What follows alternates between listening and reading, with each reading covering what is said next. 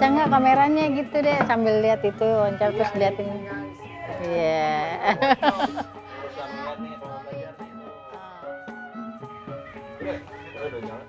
Lihat buka sanggar ondel-ondel itu karena tadinya anak-anak kan seneng kan pada ngarak gitu, pada main di sanggar orang gitu. Saya pikir karena jam waktunya kadang mungkin entah ya, di aturan di sanggar situ memang mungkin apa namanya, karena peraturannya beda lah setiap sanggar gitu kan. Jadi sayanya agak khawatir gitu setiap nunggu anak-anak pulangnya agak malam gitu. Jadi saya kepikiran gimana saya mau punya sendiri aja, kebetulan memang kan saya senang kesenian gitu kan. Gimana caranya bisa apa ya, anak-anak ini bisa ngejalanin apa yang mungkin dia pengen gitu. Nah pada akhirnya dengan niat punya sanggar sendiri, yaitu saya jadi punya lah. Yang modalnya yaitu pertama pengen punya barongan satu, itu harus jual motor dulu gitu. Ya awalnya dari situ, terus anak saya tuh seneng lah. Anak-anak di sini tadinya baru punya satu aja sampai dibawa ngarak itu sampai 6 orang, 7 orang gitu, saking senengnya gitu kan. Nah, kesini ya mungkin itulah Allah ngasih rezeki, kebeli satu lagi barongan gitu. Pertama beli alat itu gendang. Kulit itu ya? Iya, gendang. Dari gendang itu kan dua, ada gendang cewekan sama gendang lakian. Jadi kita beli 2 gendang. Nah, terus beli gong kening kempulnya. Itu. Nah, terus ya itulah peralatan, beli amplinya, apanya supaya dia kelihatannya enak gitu, efek suaranya, yaitu ada anak-anak yang bisa main tean gitu. Itu kan kalau barongan jalan itu kan pertama itu memang kan tean utamanya. Nah, itu alat musik dari Cina tuh tean itu. Jadi alhamdulillah anak-anak di sini udah ada yang bisa mainin alat itu gitu. Kalau formasi lengkapnya tuh berapa sih Bu sekali jalan ondel-ondel itu sebenarnya? Anak-anak kalau jalan, kalau 2 barongan itu 12 orang. 2 barongan 12 orang? 12 orang. Berarti alatnya ada? Ada 10. Ada 10?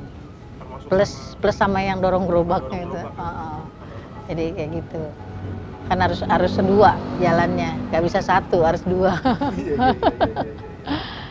Kadang-kadang juga ada kalau misalnya kita masuk kampung sama orang kampung dibilang katanya ngemis lah gitu ondel-ondel. Padahal kan menurut sejarahnya aja kan ondel-ondel bilangnya kan nolak bala kan. Nah makanya kok dibilang begitu, kenapa gitu kan.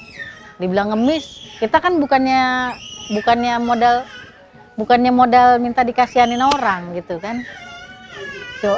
Istilahnya kita ada usahanya lah supaya barongan ini bagus, kelihatan cantik gimana gitu.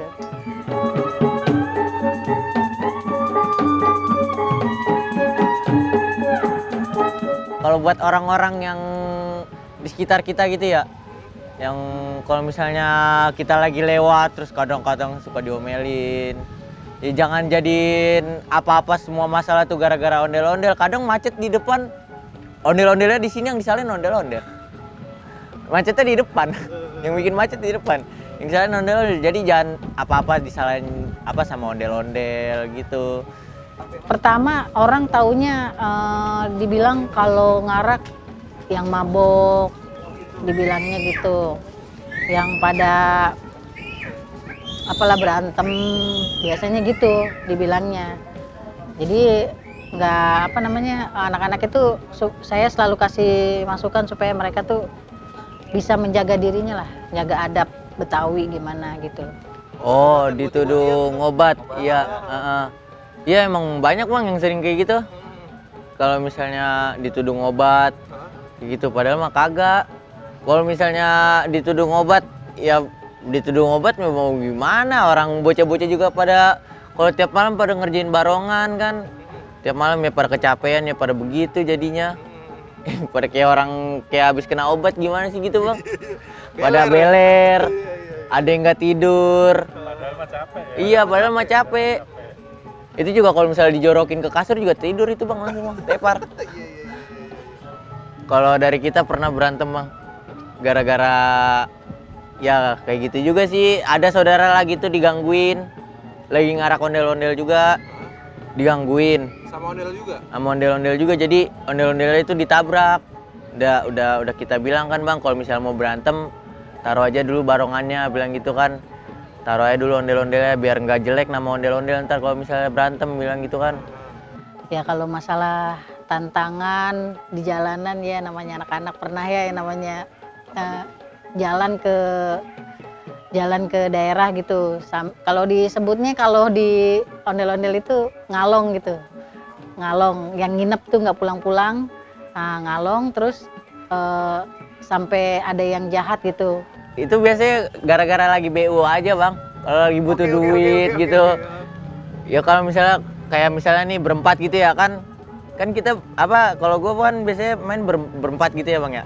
Gilang, gua, terus si Pito sama Ibnu tuh, itu biasanya berempat-empat main tuh, jalan berempat terus kalau misalnya bawa ondel-ondel. Kalau yang bawa USB tuh berempat terus. Nah ngomong nih lagi jeda, ngomong katanya, gue lagi butuh duit nih, ngalong yuk, bilang gitu. Ayo ngalong, udah di situ. Ya? Iya ngalong. Keluar kota gitu. Iya keluar daerah gitu bang. Oke. Main jauh gitu, ngalong yuk, bilang gitu. Ayo ngalong, udah langsung jalan ngalong. Waktu BU itu, Target nggak? iya ada target. Oh, dapat targetnya dapat. Alhamdulillah dapat bang. Berapa targetnya kemarin? Dapatnya? Targetnya kemarin 1.000 sih bang. 1.000. Tapi lebih tembus ya. Udah tembus. Terus Berempat tuh. iya berempat. Ngalong berapa lama lu? Ngalongnya itu cuman seminggu bang. Anjing, seminggu. Set ngalongnya seminggu. Nah, kalau lagi ngalong tuh ada pengalaman nggak enak nggak? Pernah bang. Apain? Hilang Apaan? duit sama HP. Duit hasil ngalong. Iya. Anjir. Duit, HP, KTP hilang. Di mana? Di Ciampea. Di Ciampea, di Cikema sini bang. Deket. Itu Lagi udah tuh. hari keberapa? Pas itu baru jalan sih bang. Baru jalan. Ngedrop dong lu. Iya langsung pulang itu juga. Langsung ngajakin pulang. Langsung lemes bang di situ. Duit setoran, duit cakan, terus HP, segala sama KTP. Nggak tahu tuh maling buat apaan KTP. Lu sekolah nggak? Sekolah bang, sampai SMA. SMA lulus? Masih sekolah? Oh, masih sekolah lu? Masih. Terus keganggu nggak dengan kegiatan ondel-ondel ini? Enggak sih bang, Enggak? enggak. Kita ngatur jadwal aja bang.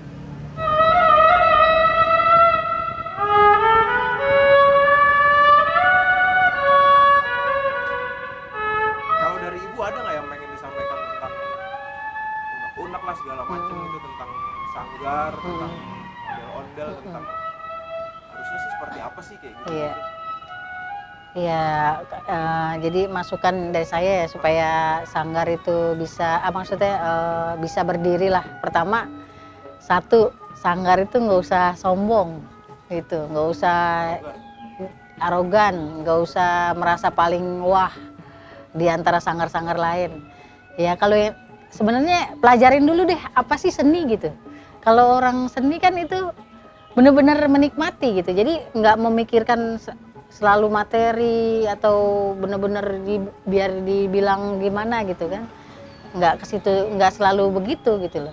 Jadi saya pikir gitu, jadi ya namanya berkesenian apalagi Betawi ya, kalau bisa menjaga silaturahmi lah, gimana sama sanggar-sanggar lain bisa kompak.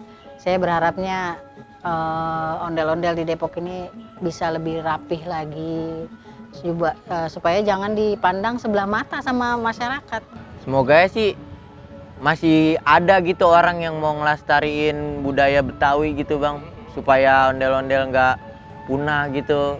Jadi orang inget terus nih, wah ini ondel-ondel budaya Betawi, wah ini boneka yang gede nih ternyata dari Betawi, ini boneka gede ini. Kan kalau misalnya orang-orang yang lain kan biasanya ada yang nyebut boneka besar gitu bang ya, ondel-ondel boneka besar.